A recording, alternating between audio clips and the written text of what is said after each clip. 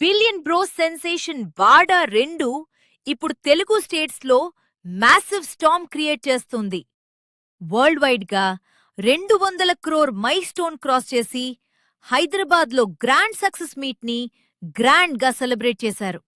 ఈవెంట్కి హీరో నిఖిల్ సిద్ధార్థ్ స్పెషల్గా అటెండ్ అయి తన సిగ్నేచర్ ఎనర్జీతో స్టేజ్ని ఎలక్ట్రిఫై చేశాడు.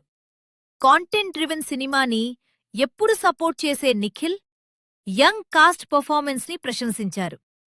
హషీర్ మరియు తన గ్యాంగ్ చూపించిన రా హ్యూమర్, ఫ్రెండ్షిప్ ఆడియన్స్ హార్ట్స్ గెలిచిందని చెప్పారు.